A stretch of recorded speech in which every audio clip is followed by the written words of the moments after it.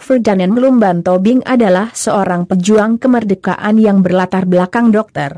Ketidaksenangannya terhadap kolonial yang sudah lama tersimpan dalam hati Ferdinand mencapai puncaknya, tatkala Ferdinand melihat penderitaan saudara sebangsanya diperlakukan tidak manusiawi di zaman kerja paksa, Romusha, yang diberlakukan pemerintah pendudukan Jepang.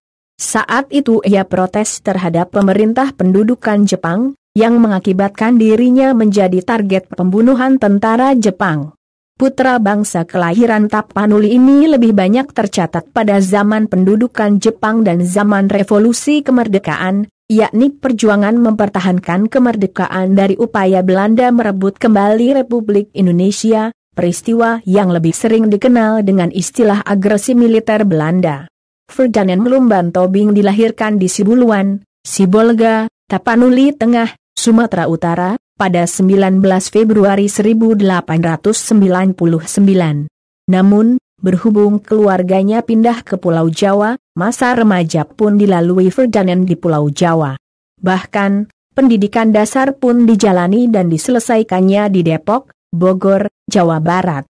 Selepas sekolah dasar, ia melanjutkan pendidikan sekolah dokter di Jakarta yang di zaman kolonial Belanda bernama Stovia. Setamat dari Stovia pada tahun 1924, ia bekerja sebagai dokter bagian penyakit menular di Rumah Sakit CBZ, sekarang bernama Rumah Sakit Umum Cipto Mangunkusumo, Jakarta. Selama menjalani profesi sebagai dokter, Ferdinand sering dipindah-pindah. Beberapa tahun bekerja di RSCM, ia kemudian dipindahkan ke Tenggarong, Kalimantan Timur. Dari Tenggarong ia kemudian dipindah ke Surabaya, Jawa Timur. Di Surabaya, beliau menjalani tugas sampai tahun 1935 sebelum kemudian dipindahkan lagi ke daerah Tapanuli, tanah kelahirannya. Di daerah Tapanuli sendiri beliau pertama-tama ditempatkan di Padang Sidempuan, kemudian dipindahkan ke Sibolga. Bersamaan saat Ferdinand bertugas di Sibolga, Perang Dunia II sedang berkobar. Di Indonesia sendiri, pasukan pendudukan Belanda mengalami kekalahan dari pasukan Jepang. Sehingga, bangsa Indonesia yang tadinya merupakan koloni Belanda kemudian digantikan oleh Jepang. Sesuai pengakuan Jepang sebelumnya, sebagai sesama Asia mereka datang menolong bangsa Indonesia mengusir pasukan Belanda yang notabene berkulit putih alias Eropa, maka di awal kemenangan Jepang, rakyat Indonesia juga merasa senang dengan kemenangan tersebut dan berpikir telah terbebas dari penjajahan. Namun kemerdekaan yang diimpikan rupanya hanya sebuah fata morgana. Ucapan Jepang hanyalah omong kosong. Jepang ternyata tidak berbeda dengan bangsa Belanda maupun bangsa imperialis lainnya, ingin menguasai bangsa Indonesia. Bahkan, kekejaman tentara Jepang melebihi tentara Belanda. Semua pria dewasa diwajibkan Romusha, yakni kerja paksa untuk mengerjakan pembukaan jalan, membuat benteng dan lain-lain tanpa diupah. Hasil pertanian dan ternak rakyat dirampas dengan paksa tanpa ganti rugi. Barang siapa yang tidak menuruti perintah dihukum penjara, kerja paksa, dibuang, bahkan dibunuh atau hukuman mati.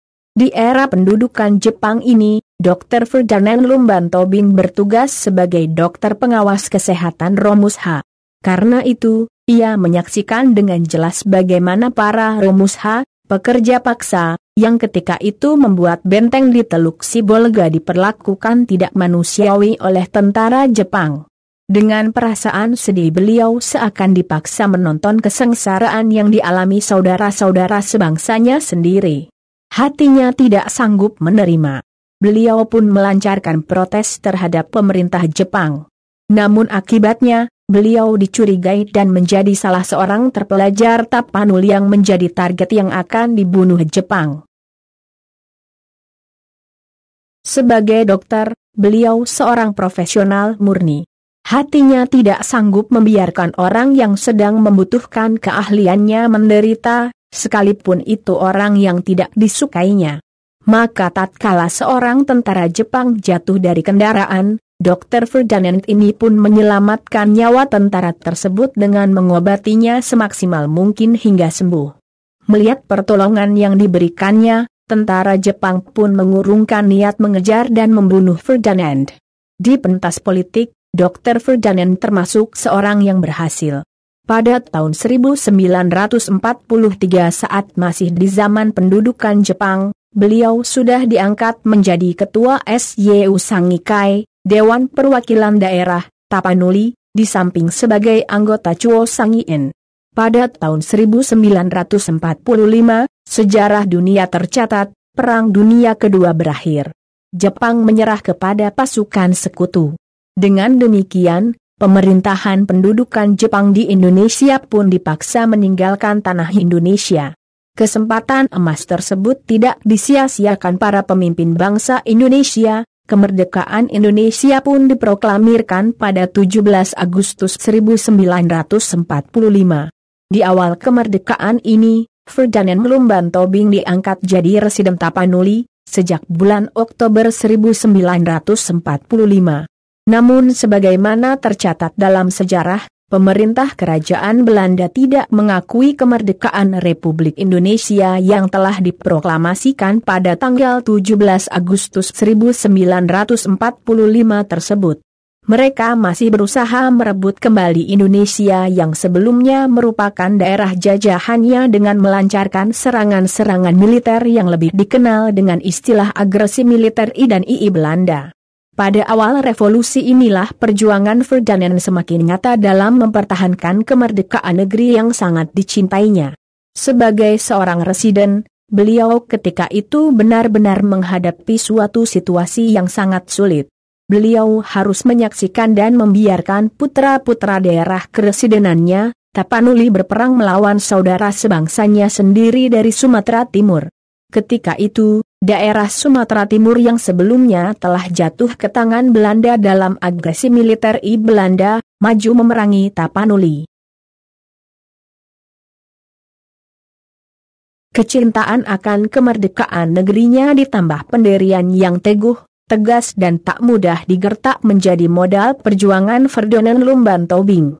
Dengan semangat perjuangan yang berkobar dan tak takut mati, maka pada agresi militer II Belanda, dengan tanpa ragu sedikit pun Ferdinand bersedia diangkat menjadi gubernur militer Tapanuli dan Sumatera Timur Selatan.